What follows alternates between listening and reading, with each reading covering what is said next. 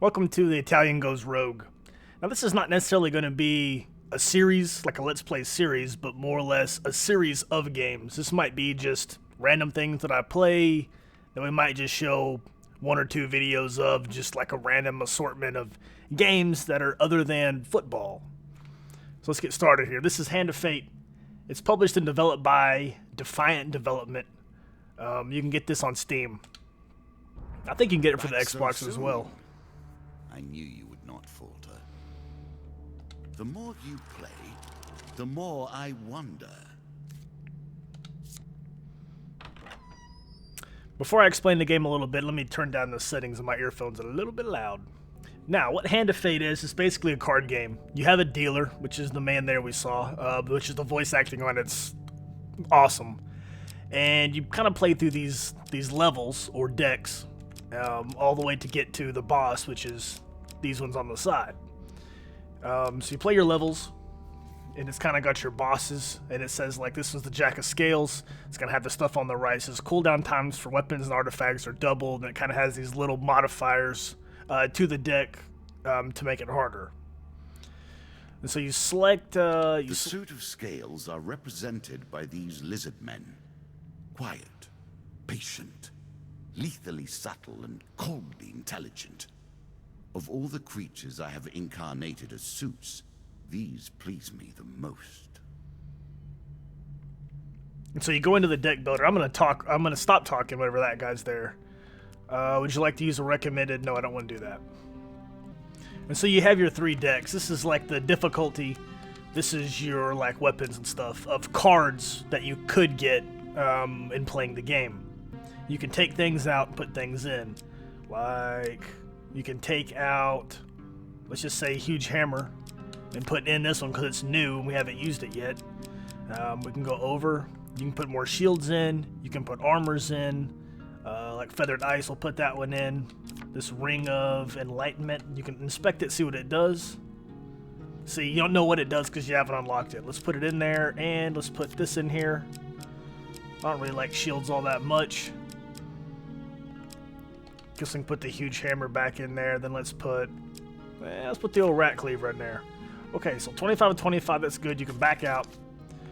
And then you go over here to your, I actually forgot what this one's called, but it's like the events that take place. Different cards that you can draw along your, like, little adventure. And so usually what I do is I take some of the ones out that I use a bunch. So let's take out Lost in the Desert for the encounters. Actually, what encounters do you have? You have encounters. You got the Hero's Remains. You can put that one in there. Well, hell, let's just put all the new ones in here. Stranger in the Shadows, Marketplace, Desert Cult, Battle at Brooktop. Sounds good. Asleep at the Inn, A Wife's Fury, Clarity 2, Old Graveyard. So basically, you can pick a few of these out because you really don't know what they do until you encounter them. And basically, all the cards get shuffled into a deck, and that's kind of like your journey. Okay, so 25 and 25, the deck's good. Both left and right hand side. This is the default mode. So Apprentice, Adventurer, Warlord. You can just keep going on the difficulties. So the game's got pretty high replay value with the rule changes that are on the right hand side. We're just going to go ahead and play on the Adventurer mode, default. You go back out, and then you go back to Deck Builder, or you can start your game. So we'll go ahead and start it up here. New content awaits you. It will be awarded when you complete your run. You have taken one of my symbols, but now we begin to play in earnest. My scepter is at stake, and I do not intend to lose it.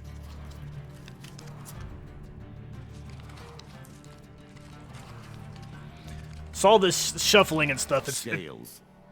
I have saved the lizard men for now, but the stakes have been raised. There is no weapon I will not use against you. So anyways, you have a path, and this is kind of like your path of the cards. Now, it's linear right now, but there's ways that the cards fall randomly where you can choose, left, up, or down. There might be like a fork in the road or whatever. At the bottom left, there's health, food and gold. So I think every turn it takes away, I can't remember if it's 5 or 10, I think it's 5. So we flip this card over here, so any place we can go. But one food. We can reveal what card it is. Okay, it's one of the new cards at the marketplace. Not a good day to be in Stiegel. So few are. As you plunder the secrets of your memories, you'll gain new cards. Some you'll wish you'd left untouched. And so basically what he picked up there, those are tokens. And if you win whatever it is, a lot of times it's just like a random numbers generator whether you win or not. And you win the token. The more tokens at the end of the round, the more like cards and stuff that you unlock to get later on. So the markets are selling food today. You may offer some gold to the market and see how much food is worth today. So bid half your gold, leave, or you can attempt to steal some food from the markets. I mean, we have 19 food. That's going to be more than enough to get to the end. But just for the hell of it, let's attempt to steal some food from the market, see what happens. You walk around the markets for a while, watching the guards and waiting for an opportunity. Finally, the guards seem to be elsewhere. Your time has come. So the cards are shuffled. Choice. Select your desire. We have a quarter of a chance to success, a quarter of a chance to hugely fail, and then a 50% chance to just kind of fail. So it's just basically just a random numbers generator. Great, a huge failure. You're caught in the act of trying to take a wild boar from the back of a wagon. You flee as the traitor yells for the guards, but you are soon captured and thrown into prison. Oh boy. You draw one monster card. What the monster cards are, it brings up a little fight. Now the fighting is kind of like Assassin's Creed, where you can just parry everything, so it's really not that hard. And all your cards ended up being weapons. If I can remember how to fight. That's not the party button. I think it was B. Can't quite remember what it was. These guys are still not going to be much of a problem.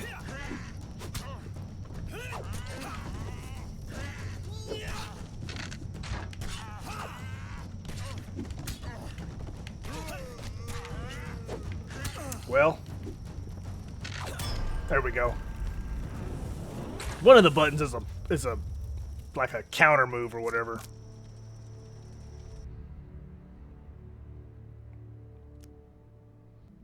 We're led to our next battle.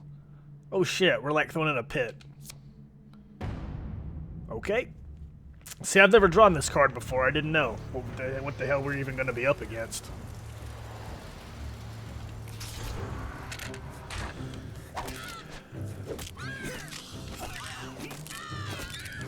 See if we can get this a little better. We can't afford to take a whole bunch of damage. There we go. Maybe we can push this guy out on those spikes. What is the party button? Is it A?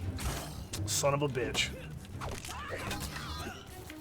We're just gonna keep using the dive button. Is it yellow? Maybe it is yellow. Smacked him in the face with our shield.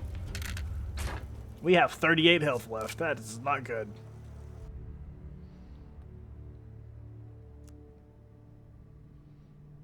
After a few minutes of rest, you hear a crowd chanting your name once more. The dealer draws you 2 monster cards. Oh boy, 5 enemies. That's what the little, the numbers and shit on there mean.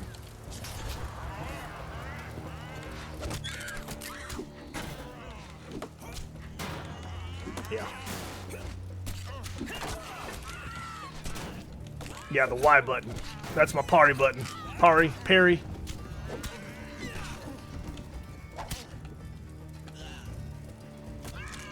Kind of a weird animation there. I have my Assassin's Creed skills take over.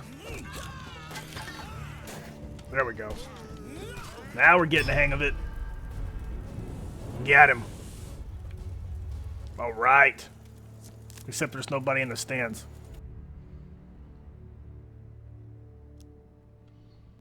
The guards take you to the city gate saying, watch yourself, swordsman. Perhaps next time we'll drop you in the pit. But not just in the pit. and we didn't win the token. And then we have 31 health and 19 food. But there's other like achievements and stuff. So if you go to the pit and fight your way through the pit, you might unlock a different set of cards or card just for doing that. There's like little achievements for seeing the different outcomes.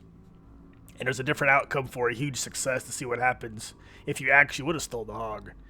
So the game's got immense replayability. Alright, the Helpful Priest. Some of these you play before and you know what they do. You're wandering and a priest greets you in a friendly manner. For a small share of your provisions, I will bless you in the name of the old gods. So we're going to give him half our food. And so we have basically all a success chance. And a 25% chance for a huge success. And we got it that time. So, alright, we're 50%. One huge success, one huge failure.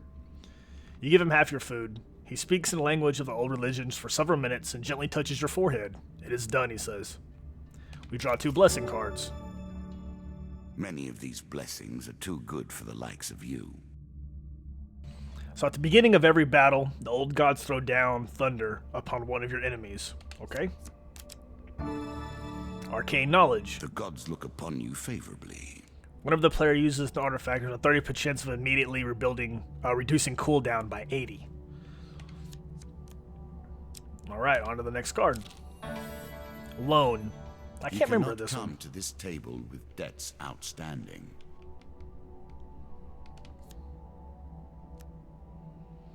In a busy market town, you're approached by a shopkeeper on the verge of losing his store. Give him 10 gold. We basically give him all our gold or decline. I don't know if I've seen this one before, but I mean, I doubt there's a shop on the next card, so we're not going to really need our money anyway. And hell with it. Let's give him 10 gold, see what happens. The shopkeeper accepts our gold, saying you won't regret this. Useful. After 10 steps, player draws 3 gold cards. Okay. That's one step. Were you hoping this was the end? No. Another floor awaits. So we're going to take the stairs and go on down. The man's going to pick up the cards. Your efforts. I worked hard on this game. It is a pleasure to see you play. A ship at dock is worth nothing until it sails. And I forgot to mention that on every turn you take, you actually gain some health back. So only got one place we can go. We're going to go straight ahead. It's a treasure chest. Open the chest, see what it contains. I'm curious. While exploring the dungeon, you see a treasure chest. We're going to approach the treasure chest. We got 50-50 chance. That one. Alright. Let's see what kind of treasure we got. The hall is silent as you move forward. You approach the chest. The treasure chest looks battered but still intact. What treasure might it hold? Attempt to pry it open. Okay, 75% chance.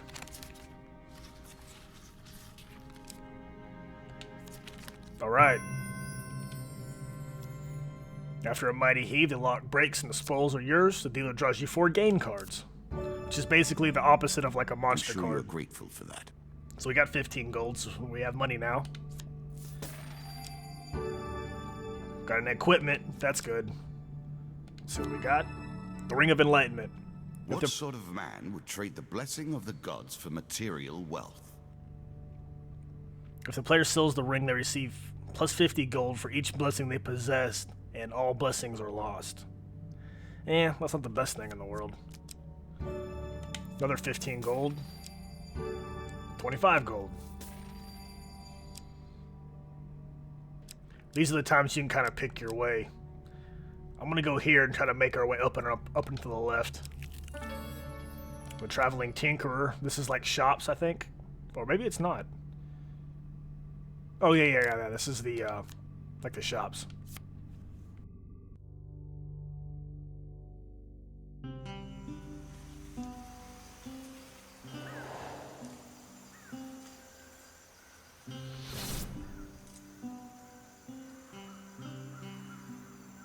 So we can buy, sell, and buy food, which actually we have 5 food, which is essentially 5 more turns.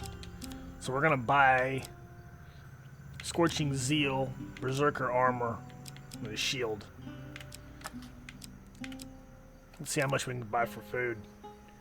We can 1 food, 11 bucks for 3 food. We need to do that. I'm gonna go back. I'll see what. I don't even know if we need any of these items. Burning Zeal, 45 bucks. Too much. Too much. Let's get out of here. You do have a chance to go back to the shop. I mean, you can turn back and go either way you want.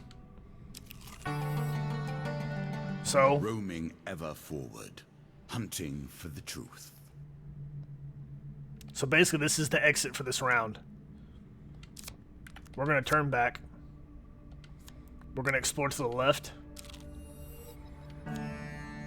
Stranger in the Shadows. I've never played this one before. The Count enters the picture. On a dark, moonless night, down the lonely road, you encounter a hooded stranger. Greetings, friend. I have need of some sustenance. Would you be willing to offer some of your vigor in exchange for gold? We really don't need to. Fuck it, let's do it. I guess we can always buy more food at the shop. The stranger moves with an unnatural speed to grasp you firmly and bite your throat. After a few seconds, he releases you. Thank you, he says, handing you some gold as you regain your composure. I am not yet stated. Would you like to earn some more gold? No. As you wish, and he leaves us alone. That was a little ridiculous. Alright, we're gonna hit the exit and get out of here. We only got 5 food. We should probably... Expedition. Press on. Maybe we ought to go back to the shop, but I don't think we're going to. We're gonna go ahead and get out of here. What brings you to play the game? Ha! I know you will not tell me. Like all the rest, you are silent. The Devil's Carnival. Let us stake a token. This one's actually really cool. This is kind of a long one. One day the dusk gathers, you reach a large country town hosting a traveling circus. Strange sights, strange smells confront you. As you begin to wander between the tents and stalls that are brightly colored, but now are faded and stained with dust. Peasants and nobles alike wander the streets and alleys, past wanderers' amazement seeming almost dazed. There's something about the place that dulls your senses, and for a while you forget your quest. Forget even the path that brought you to this place. This one's very weird but cool. There's all kinds of like weird shit that happens during this crazy carnival. I didn't even see what it was. I think it was a 25% chance for success. Let's go this one. Oh, there was 2. So failure. A black cat darts out and moves between your legs. Distracted, you take a wrong turn and wander down a darkened alley. The mysteries of the carnival await you. What, another 50-50? First one, let's do it. That's not good. You feel parched and decide to enter one of the local taverns. The barkeeper gestures for you to sit down, and you do so with a vague sense of unease. A drink is placed in front of you, and you pick it up, then hesitate. The barkeep moves away to other customers, but seems to be watching you from the corner of his eye. You place the drink back down. Suddenly, the door slams shut, and all patrons arise from their places and turn to face you. The dealer draws you 1 monster card. I don't think I've seen this one before with the carnival. The Devil's Carnival is a cool card to pick up.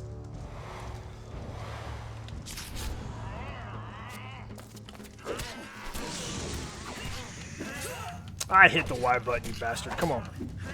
I guess, wait, that's the wrong button for that. Never mind. We beat his ass with the axe. It's cool that it's in a tavern. I've never actually seen the tavern looking level before. The sounds of battle ring in your ears as you search the bodies. You exit the tavern and intend on leaving this accursed town. The dealer draws you 2 gain cards. We needed food. And 5 food. So now we're pretty good on food. Sometime later, you find yourself standing at the edge of a forest. The sound of the crowd behind you. Day is just dawning. But which day? Looking back, you see the ruined buildings of a country town, long ago abandoned. Ugh, that gave me chills. That was weird. Ugh. Alright, let's go right here. Okay, I sleep at the inn. This What other sort new of card. scoundrel would go through a sleeping man's belongings? While sleeping at the inn, you jolt awake to find a bandit rifling through your belongings. You're quick to your feet, weapon already in hand. The bandit laughs, clearly drunk. Easy there, princess. Spare an apple, would you? There's a good lad. He stands unsteadily, clenching the stolen apple and some coins. You grab his arm in protest and earn a punch in the face. Looks like Nancy here wants a fight. The bandit laughs again, spits at your feet, and turns to leave. Nope, attack the thieving bandit. With one practice swing, you execute him. A surprised gasp is the last sound he makes. Suddenly, the room's filled with the bandit's lackeys. We can take on 5 people, right?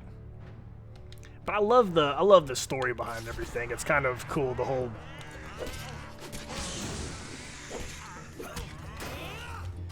But it's pretty neat.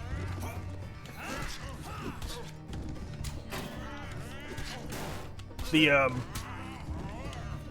little story behind the name, the Italian Gone Rogue, basically come from my girlfriend. I was sitting here thinking, you know, what am I gonna play? 'Cause I needed something to play. Besides, how in the hell did I just get hit right there? And why was time slowed down? Anyway, I'll wait for him because I know he's gonna say something. No, he's not gonna say anything. Thieves dealt with you accidentally. Wipe your brow with a hand slick with blood that runs down your weapon. You turn, hoping to find a wash basin, to find yourself once again in the presence of Ghost from the Forest. Its eyes so familiar, so real, compared to the shifting body. Compared to its shifting body, look at you in fear. You took their lives so easily. Are you already lost? Remember who you are, who you were. I have lingered too long in the place. It drains so. Do not forget me. You blink and the ghosts are gone. Those eyes gone. Okay, we're not winning any coins this time around. Jeez. Anyways, and so I was like, I need a name for this, of like something that, you know, maybe I'll play, but not, you know, make like a big series out of it. And she's like, well, if it's not football, then you've kind of gone rogue, because that's what your channel's all about, you know. So, and I thought the name was pretty good, so. Ladder escape. We're not going to escape. We're going to go to the next card.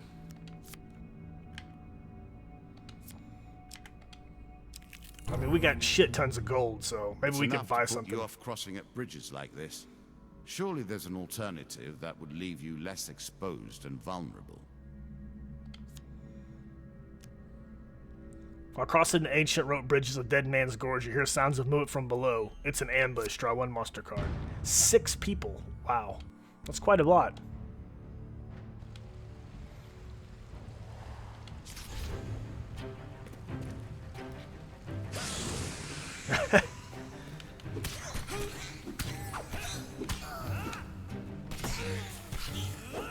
Freaking nasty ass rats.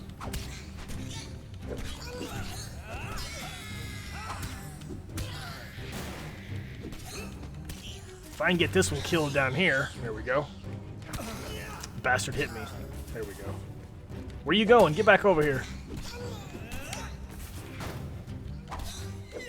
We keep beating his ass. There we go. Really need some health is what we do need. I'm just going to keep hacking and slash on this little bastard. There we go.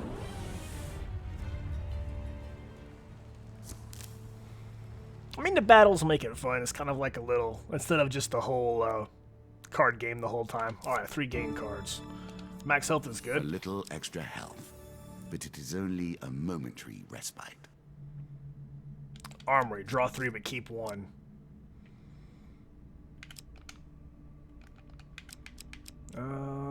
Let's go ahead and do the Armor of Cold. Nearby enemies are slowed. This armor pulls energy from the world around you. Let's take it. Yes, I want to equip it. Really?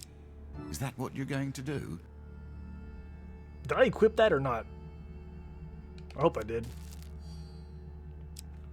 And you can always go to your inventory with this one. I should have Armor of Cold, yes. Okay. Now we're going to take our exit. Alright. See what the next part's all about. Did you expect me to tell your fortune? No. A fortune teller is at their most base and despicable when they begin to believe their own lies. Of course, I am different. My powers are genuine. You see an ancient ornate coffin in the main burial chamber may hold spectacular wealth, but surely to be guarded. Draw 2 monster cards. The undead do tend to rise again. Oh boy. We're going to attempt to take them by surprise. The Jack of Skulls and the Jack of Plague were bosses in previous decks. Jesus Christmas. Freaking 25% chance. Choose from these options. That's going to help out tremendously. Suddenly, you leap into the fray, taking one of them down before they can even react. Choose a monster discard. Let's discard the Jack of Skulls. Our old friend, the Jack of Plague, returns to fight another day.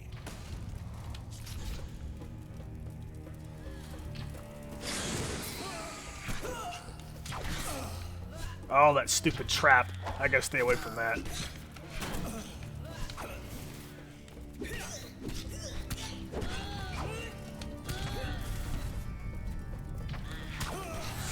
Come on. Alright, this freaking guy here is... Okay, that fucking thing. This guy here is pissing me off a little bit. Go beat his ass down some. There we go. The fucking deal killed me. Wow. I think this is the first time I've died in this.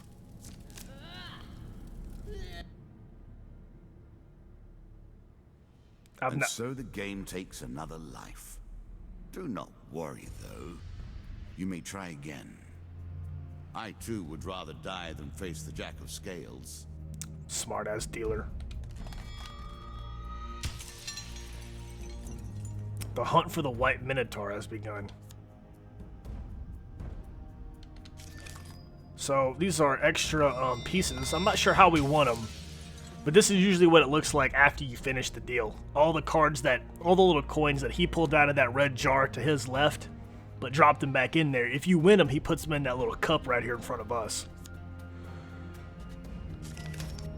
I wonder if these are like updates and stuff that they've added to the game. That's probably what these are.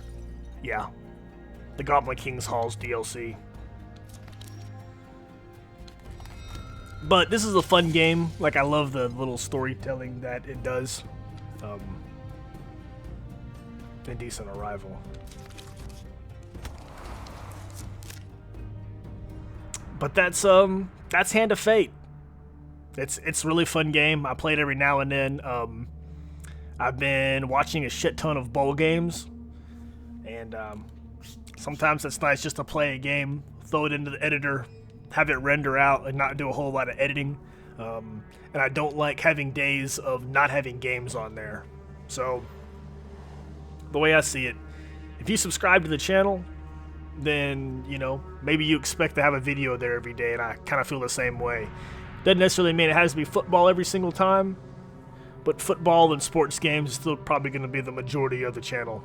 But I appreciate everybody watching. We'll see you next time.